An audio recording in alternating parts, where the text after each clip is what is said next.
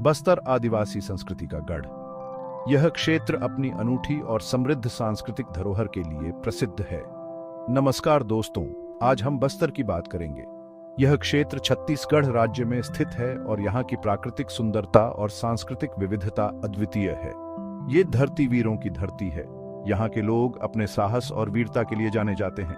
बस्तर के योद्धाओं की कहानियां आज भी यहाँ की लोक कथाओं में जीवित हैं। यहाँ के जंगल घने और हरे भरे हैं। ये जंगल न केवल प्राकृतिक सुंदरता का प्रतीक है, बल्कि यहाँ के आदिवासियों के जीवन का अभिन्न हिस्सा भी है। यहाँ सदियों से आदिवासी लोग रहते आ रहे हैं। इनकी जीवन शैली और संस्कृति प्रकृति के साथ गहरे संबंधों पर आधारित है। मरिया, मुरिया, गोंड, धुरवा, भतरा, हलबा, ये सब यहीं के हैं। ये सभी जनजातियां अपनी अनूठी परंपराओं और रीति रिवाजों के लिए जानी जाती हैं। इनकी अपनी संस्कृति है, अपनी भाषा है, अपना संगीत है। इनके नृत्य और संगीत में प्रकृति और जीवन के प्रति गहरा सम्मान झलकता है। ये नेचर के साथ मिलकर जीते हैं। इनका जीवन प्रकृति के साथ सामंजस्य में होता है और ये लोग प्रकृति के हर तत्व का सम्मान करते हैं। जंगल इनके लिए सिर्फ जंगल नहीं, जीवन है। ये लोग जंगल से अपनी रोजमर्रा की जरूरतें पूरी करते हैं और इसे अपनी मां की तरह मानते हैं। यहाँ के लोग प्रकृति की पूजा करते हैं। इनके धार्मिक अनुष्ठानों में पेड़ पौधों और जानवरों का महत्वपूर्ण स्थान होता है। पेड़ों को काटना पाप मानते हैं। ये लोग जंगल की रक्षा के लिए हर संभव प्रयास करते हैं और इसे अपनी जिम्मेदारी मानते हैं। जंगल से उतना ही लेते हैं जितनी जरूरत है। ये लोग संसाधनों का अत्यधिक दोहन नहीं करते और संतुलित जीवन जीते हैं। जानवरों को अपना दोस्त समझते हैं। इनके जीवन में जानवरों का महत्वपूर्ण स्थान है और ये लोग उनके साथ गहरे संबंध बनाते हैं। पीढ़ियों से चली आ रही ये परंपराएं बस्तर की पहचान है।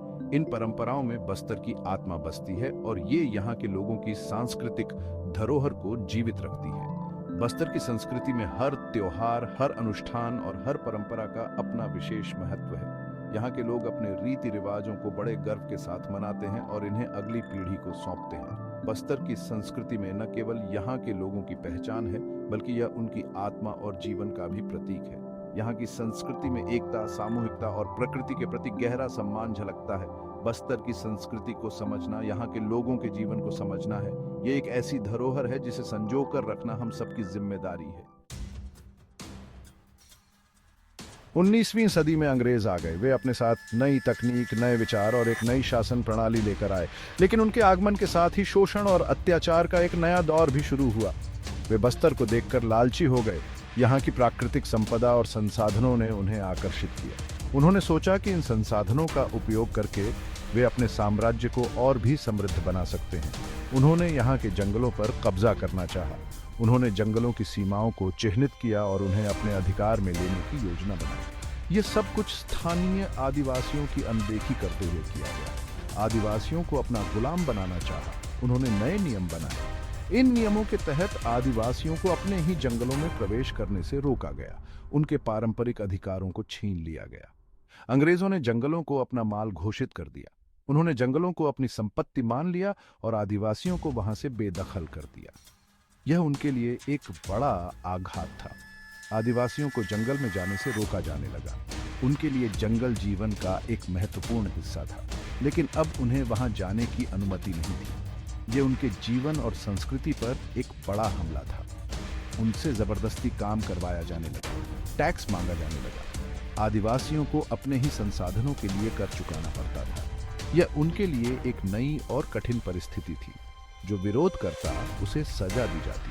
अंग्रेजों ने अपने शासन को मजबूत करने के लिए कठोर दंड का सहारा लिया। आदिवासियों के लिए यह एक कठिन समय था, लेकिन उन्होंने अपने अधिकारों के लिए संघर्ष जारी रखा।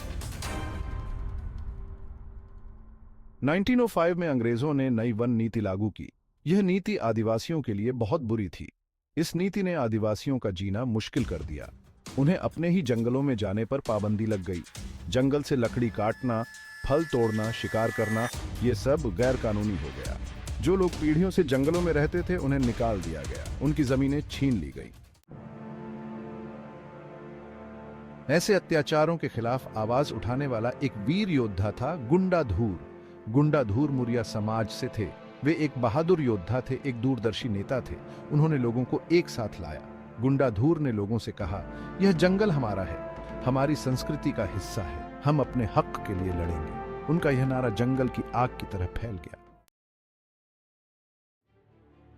सेक्शन 5 बस्तर विद्रोह 1910 का ज्वालामुखी। गुंडा धूर के नेतृत्व में 1910 में बस्तर विद्रोह शुरू हो गया। यह विद्रोह अंग्रेजों के खिलाफ आदिवासियों का गुस्सा था। यह विद्रोह उनकी संस्कृति, उनके अस्तित्व की लड़ाई था।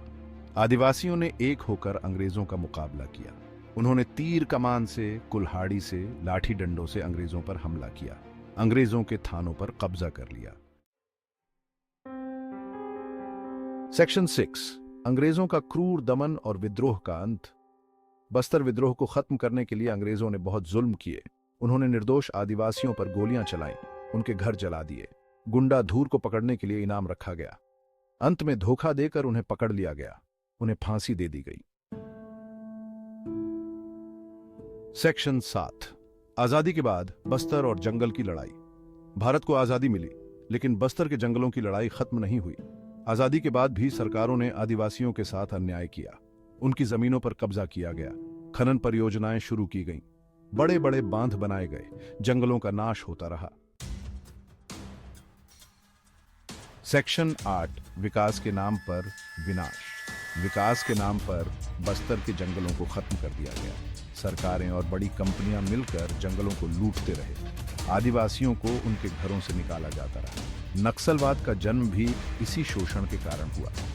आदिवासी अपनी ही धरती पर पराये हो गए।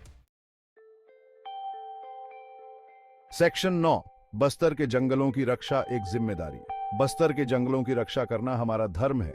हमें आदिवासियों के हक की रक्षा करनी होगी। उन्हें जंगल से बेदखल नहीं किया जा सकता। जंगलों की रक्षा करनी होगी। पेड़ों की कटाई रोकनी होगी। आदिवासियों की संस्कृति और परंपराओं का सम्मान करना होगा।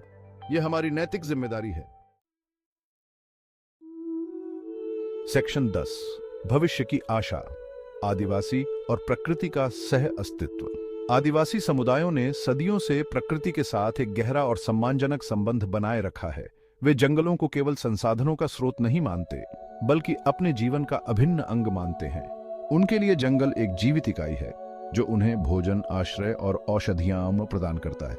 आदिवासी बच्चों को बचपन से ही प्रकृति के साथ सामंजस्य में जीना सिखाया जाता है, जिससे वे पर्यावरण के प्रति संवेदनशील और जागरूक बनते हैं।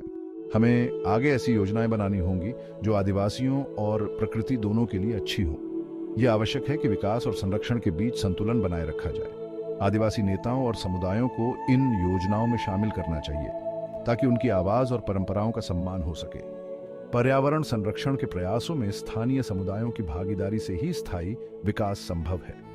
जहां विकास हो, लेकिन तबाही की कीमत पर नहीं। हमें यह सुनिश्चित करना होगा कि विकास परियोजनाएं पर्यावरण को नुकसान न पहुंचाएं। इसके लिए हमें पर्यावरणीय दृष्टिकोण से अनुकूल और टिकाऊ विकास के मॉडल अपनाने होंगे। आदिवासी क्षेत्रों में पर्यावरण के अनुकूल निर्माण और हरित पहलों को बढ़ावा देना चाहिए, ताकि विकास और संरक्षण साथ साथ चल सकें। हमें याद रखना होगा कि जंगल सिर्फ पेड़ पौधे नहीं हैं, बल्कि आदिवासी संस्कृति की जान है।